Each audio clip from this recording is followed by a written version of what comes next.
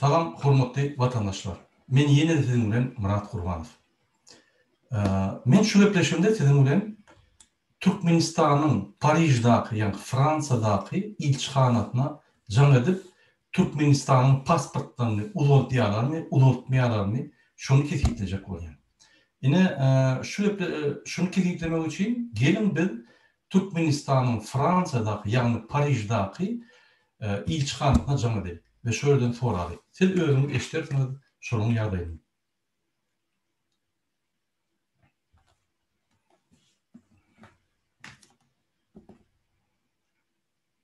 Häzir men Türkmenistan'ın Parij'daki elçixanatyna can etdim.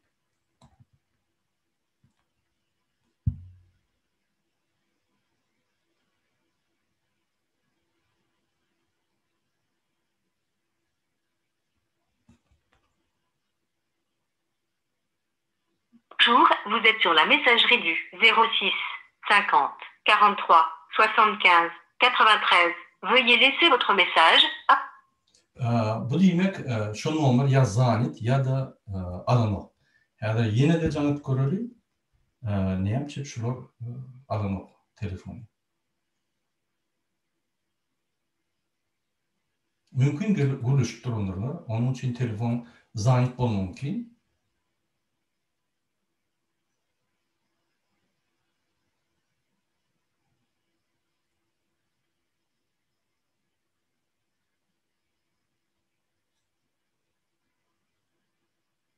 Bonjour, vous êtes sur la messagerie du 0. Alanok.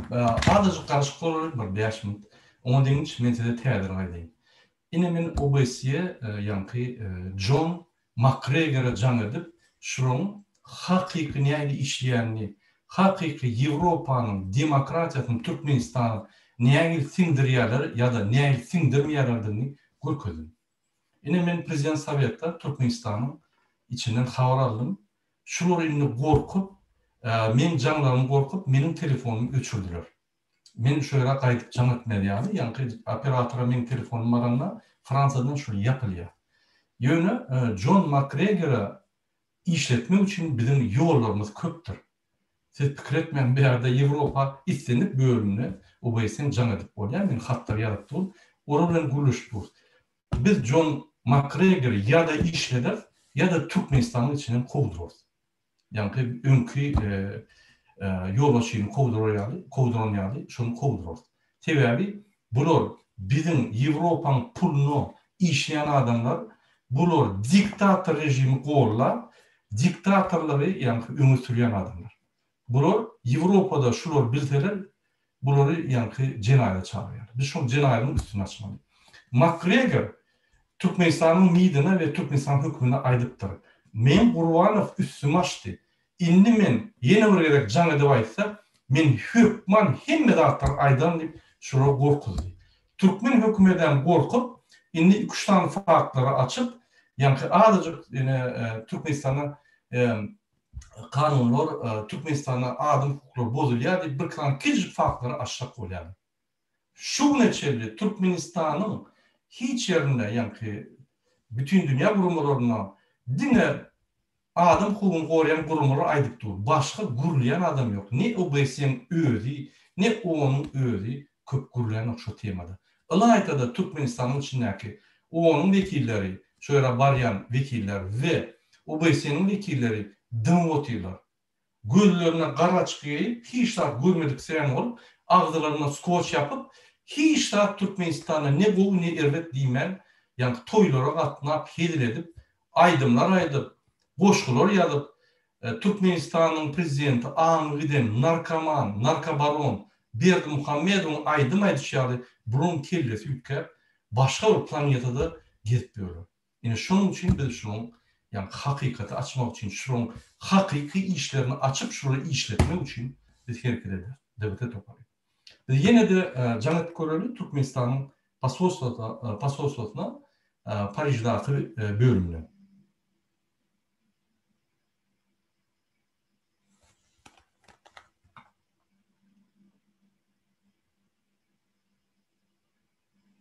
Sizin suratda görüşüňiz ýaly şunun adyna Şöhrat Jumaýew diýilýär.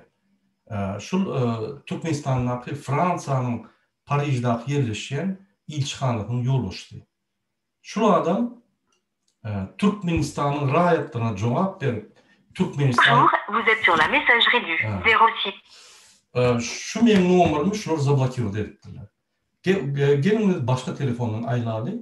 Eğer ben bir minut ortak veremez. Başka telefondan aylayın şurayı.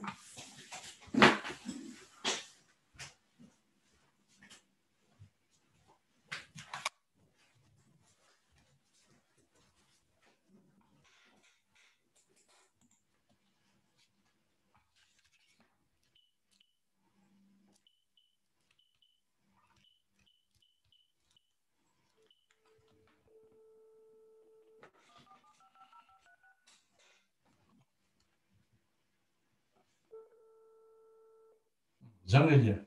Soğukkanı yaptırlar yöne birlik telefon yapmadılar.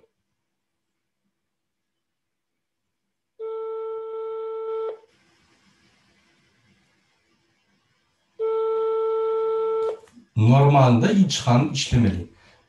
İstenip can gelirse şöyle sekreter ve aile Bonjour, alıyor. vous êtes sur la messagerie du 06 50 43 75. Bu diye telefon hiç kim alan yok. Siz mesaj koyabilirsiniz. Siz yine de aylak görülü. Normalde yani hakikaten ilçhanı işlemeli. İlçhanadaki işleyen adamlar sekreterler var. Onda şunun konsullukluğu var. Onda şunun bir topar yani bölümler var. Onu hükmen sekreter Almanya'dayına yani Türkçe'ye birlikleri almalı. Şunun için biz yine de canlık görülü. Bizim ifratı canlı etişmaklarımız Türkmenistan'ın pasportlarını yani Türkmenistan'ın prezidentinin kararı boyunca uzatıyorlar mı ya uzatdan oklu. Şunu bilmiyorum için canlı. Eğer biz eşit durumda olsanız ilçhanın işlerleri biz sizi yani helal edecekler dine şu soru cevap soruyor. Eğer siz cevap vermezseniz onu demek siz Türkmen halkına Bonjour, vous êtes sur la messagerie du alın o. Yine şu gepleşimde ben size canlı görközecektim. Şular yani neye cevap veriyor? Hakikaten pasportlar uzoldu ya uzoldular mı? Men özüm canlılarına o gepleşiri yazıp size yani beyan ederim. Şunun şular uzolduyalar mı ya uzoltmayalar mı? Yani hakikaten nihayet Türkmenistan'ın gражданların pasportları boyunca. Şunun için men şu efirimi oturyan gıynatakta biz ilçhana camettik olur almadılar. Men bilemek mümkün bir hiç kim yoktur ya bir 5 minut şeyler yağday görendir hiç kim alt bilen yoktur telefonu. Yöne benim fikrimce ilçhanda hem vakt sekreter oturup aileler yani cevap vermeli. Mükemmel. Mümkün yağdaylar başkadır. Ya da bunlar bizim efirimizi görüp alyan derler. Eğer bizim efirimizi görüp alyan bulmasa onu ilçhanın adamlarına salam, sizin Türkmenistan'ın gражданları dediği abi, sizin öz işinizi gördüğünüz size hiç şeyle karşılık yok. Sizin mecbur olup kevr zatları ediyenleri de biz düşünüyoruz. Biz dine diktatora ve onun toplumuna soruyoruz. Biz Türkmenistan'ın ilçhanına karşı görüşüyoruz. Şunun için ben yine de canlıların yönü gepleşi ayrıtını sonra yine de ayrıtını size yani düşünürüm. Şunları ben öz gepleşimi tutuyorum. Hemen de tanrı yaptım, bizi görüyanlar bizi kollayanlar devlet hareketi öz aktivistleri devam eder, biz durmaz. Rejim yıkanınca biz dine umuduz.